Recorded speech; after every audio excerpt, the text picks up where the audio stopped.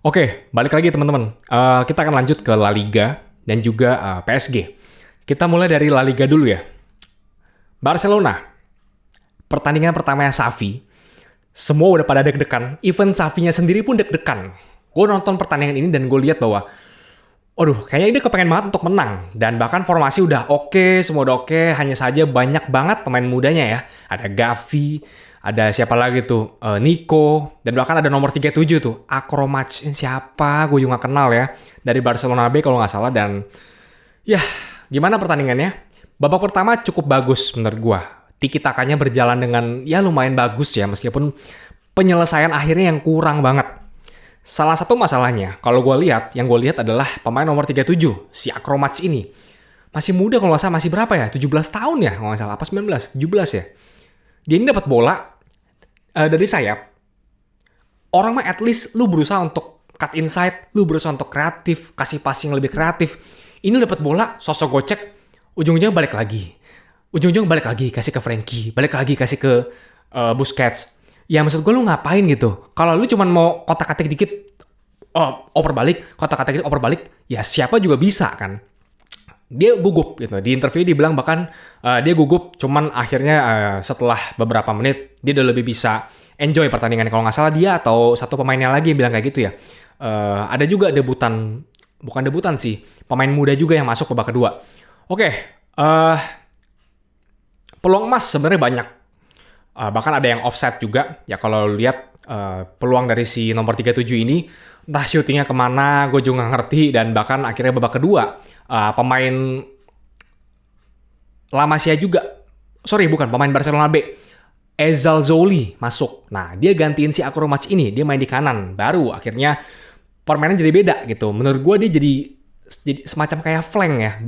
Dia bukan cut inside ke dalam untuk biarin si Minghe sama naik, tapi dia berusaha untuk gocek-gocek, ngasih crossing kadang-kadang gitu. Jadi si Minghe saya kurang kelihatan. Oke. Dan akhirnya gol dari penalti 1-0. Sebelum lu bilang golnya dari penalti doang gimana nih? Ya tenang dulu menurut gua. Sekali lagi Dembele masih cedera, Ansu Fati masih cedera, oke? Bahkan gue nggak tahu ini Coutinho ke depannya mau gimana, mau pindah atau mau gimana. Xavi nggak pasang dia, pasang babak kedua ya, digantiin. Ricky Puig juga belum jadi starter. Semua orang bilang Xavi akan kasih kesempatan, tapi masih belum. Ya pelatih bisa melihat yang nggak dilihat oleh supporter. Jadi sabarnya tunggu dulu aja, karena masih panjang. Lanjut, Madrid. Yang gue bilang, pemain-pemain Madrid ini mentalnya udah kebentuk jauh banget. Jauh banget. Dari lu main di final Piala Dunia, dari lu main di Champions League final, lu juara Champions League. Dibandingkan sama squad Barcelona yang Ansu Fati lah, Gavi lah, umur 17, siapa lagi tuh, Nico lah, Akromac lah gitu. Masih jauh banget itu. Nah, tapi ya kita mesti fair hasil pertandingan. Sebenarnya Madrid mainnya babak pertama biasa aja. Tapi penyelesaian akhirnya dari masing-masing individu yang bagus. Gol pertama Asensio, ya dia membuktikan bahwa dia masih layak dapat kesempatan. Ya menurut gue juga fair gitu daripada dia cadangan mulu. Dua pilihannya, lu mau pindah klub aja, lu main lebih reguler karena lu punya potensi itu, atau lu cadangan. Ya menurut gue daripada lu cadangan mendingan lu pindah. Nah tapi akhirnya dipasang starter, dia buktiin 1 gol. Ya karena deflection sedikit tapi it's okay. Yang penting golin gitu. Dan mainnya cukup bagus bahkan. Gol kedua Nacho Fernandes juga hasil kerjasama dari Madrid sempat dibalas oleh Luis Suarez yang bukan Luis Suarez yang di Atletico, bukan, yang di Granada. Oke. Sempat dibalas dan akhirnya ya 3-1 Vinicius. Lu lihat umpannya Modric, itulah ketenangan dia. Ya, gua nggak bilang dia pemain terbaik juga meskipun dia menang Ballon d'Or, tapi yang seharusnya dia bisa shooting, dia kasih umpan ke Vinicius dan akhirnya dimaksimalkan jadi 3-1. Kerjasamanya masih ada, sekalipun dari counter attack ya. Ya, Madrid mau main kayak gitu di bawah Ancelotti terserah, gue juga nggak tahu ya. Gue juga bukan pelatihnya gitu. Dan 4-1 sama counter attack juga dari Mendy, dia bisa ngoper tapi dia masih untuk shooting kaki kanan dan gol 4-1. Sempat kena kartu merah, cuman nggak terlalu ngaruh karena pemain-pemain Madrid juga udah pada males ya. Ada 2 yang kartu merah, ada Moncu dan juga Moreno. Itu cuman tetap tambah 1 gol, 4-1. Oke. Atletico 1-0, gue nggak nonton Atletico dan sorry, karena gue hanya akan bahas pertandingan-pertandingan yang gue tonton. at least benar-benar kalau bisa sih 90 menit. Kalau nggak bisa, misalkan gue lagi capek ataupun lagi ada kesibukan lain, ya satu babak lah gitu. Atau mungkin ada reportnya, baru gue akan review. Kalau gue nggak tonton, kayaknya kurang aja gitu.